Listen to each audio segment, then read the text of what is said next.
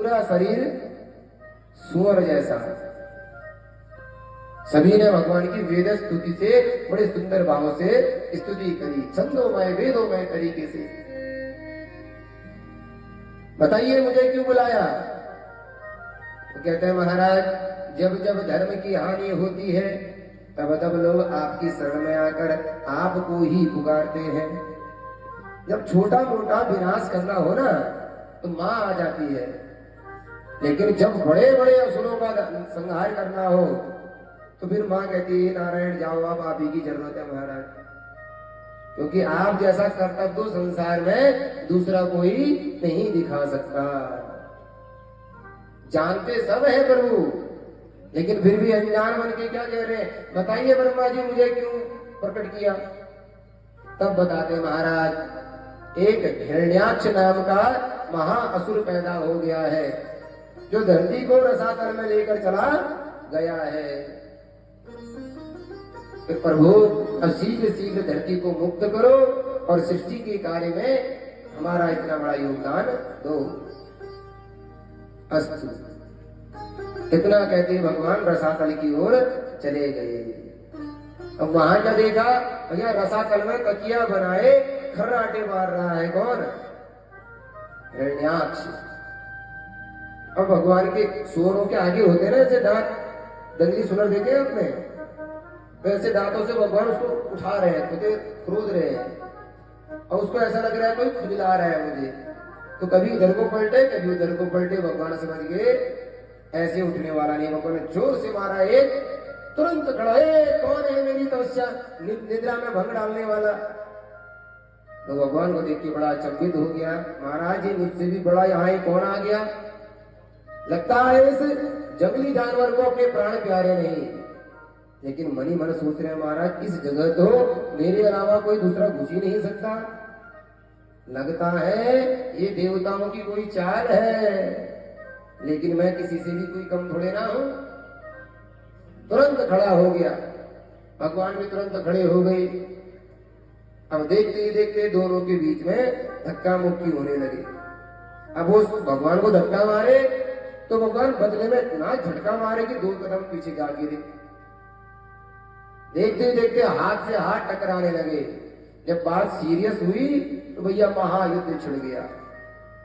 इतने में ब्रह्मा आदि देवता सभी ऊपर से देख रहे हैं। क्या देख रहे हैं? कि हे प्रभु सायं होने वाली है, शीघ्र अतिशीघ्र इस दैत्य को मारो, क्योंकि सायं होते ही रात्रि में निशाचरों की शक्ति और बढ़ जाती है। तो मौका देखते ही भगवान ने ऐसा चौका मारा कि एक ही थप्पड़ में चकनाचूर करते हुए हिरण्याक्ष को वहीं मार डाला। बोलो भक्तवत्सल भगवान की। धरती को उठा के यथावत स्थापित कर दिया और मनु शत्रुपा से कहा जाओ आज से तुम सृष्टि करना प्रारंभ करो। तभी से हमारी धरती में मानवों की सृष्टि होनी प्रारंभ हो गई। बोलो भक्तवत्सल भगवान की। ये वही मनु है जिन्होंने सर्वप्रथम धरती में मैथुनी सृष्टि प्रारंभ करी। इनकी 3 बेटियां हुई, आकुति, देवहूति और प्रसूति। इन्हीं महाराज की तीसरी बेटी थी प्रसूति, जिनका विवाह भोले बाबा दक्ष प्रजापति के साथ संपन्न हुआ। उसी के घर में 16वीं कन्या के रूप में हमारी मां सती पैदा हुई। ये कथा जुड़ गई ना एक दूसरे से, इसलिए कथा सुनते रहोगे तो कथा एक दूसरे से जुड़ती मिलती चली जाएगी। बोलो भक्तवत्सल भगवान की। इतने में पूछा महाराज, इनके ज्येष्ठ पुत्र का नाम प्रियव्रत था और हमने प्रियव्रत के बारे में बड़े सुंदर सुंदर चरित्र सुने हैं। कृपया करके प्रियव्रत के चरित्र में हमें दृष्टि डालिए। तो कहते हैं मनु महाराज के 2 पुत्र थे, एक का नाम था प्रियव्रत और दूसरे का नाम था उत्तानपाद। उत्तानपाद के पुत्र कौन हुए? ध्रुव। और प्रियव्रत भी बड़े परम प्रतापी राजा, इतने बड़े राजा जिन्होंने सूर्य की गति को रोक दिया।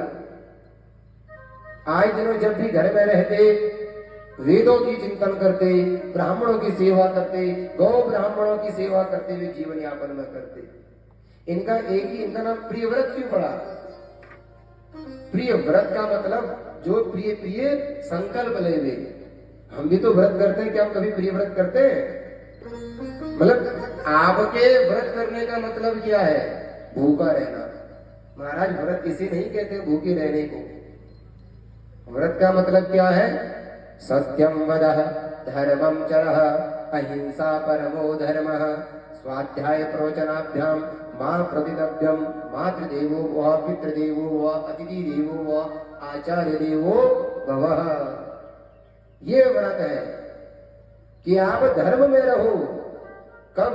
बोले व्रत के दिन। दूसरा कह रहे हैं सत्यम वदः, व्रत के दिन भूल कर भी झूठ मत बोलो। तीसरा कह रहे अहिंसा परमो धर्मः, ये भी व्रत है, लेकिन कह रहे विशेष तौर में व्रत के दिन किसी भी एक चेटा चेटी की भी हत्या नहीं होनी चाहिए, क्योंकि व्रत करते वक्त सावधान हो जाओ, कहीं आपके द्वारा किसी की हिंसा ना हो जाए। वैसे अहिंसा परमो धर्म ये स्वयं में व्रत है, लेकिन यहाँ फिलहाल के लिए क्या कह रहे हैं? व्रत के दिन ही समझो। व्रत है कि व्रत के दिन स्वाध्याय प्रवचनाभ्याम, स्वाध्याय करो, किसी चीज को पढ़ो, अगर पढ़ नहीं सकते तो अच्छी चीजें सुनो, जैसे सत्संग आदि। फिर कहते हैं मातृदेवो भव, व्रत के दिन माता की सेवा करो, पिताजी की सेवा करो, लेकिन यहाँ पितृदेवो भव आचार्य देवो भव अतिथि देवो भव, माता पिता फिर अपने आचार्य की, फिर कह रहे हैं अतिथि देवो भव। अगर आपने इन व्रतों में आने वाले इन आचरणों को अपने जीवन में उतार लिया तो आपको देवताओं के लिए व्रत करने की आवश्यकता ही नहीं पड़ेगी, बिना पूजन किए आपका व्रत पूर्ण हो जाएगा। लेकिन शर्त क्या है? मैं ये नहीं कहता कि आप भैया ये नियम आचरण पालन करो और देवताओं की पूजा मत करो, लेकिन कह रहे हैं कि सबसे पहले व्रत के दिन कम से कम झूठ तो मत बोलो, व्रत के दिन कम से कम किसी की हत्या तो मत करो, व्रत के दिन कम से कम किसी के लिए गलत तो मत बोलो, व्रत के दिन कम से कम माता पिता की सेवा तो करो, आचार्य गुरु अतिथियों की सेवा करो, तो आपका व्रत पूर्ण हो जाएगा।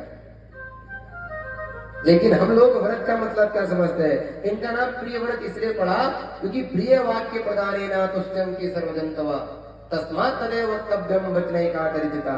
ये सभी को बड़े बड़े मधुर वाणी से बात किया करते, प्रिय वाक्य प्रदानेन, क्योंकि प्रिय वाक्य बोलने से सभी लोग खुश होते हैं। अगर मैं अच्छी से कथा सुनाऊंगा आपका भी मन लगेगा कि नहीं?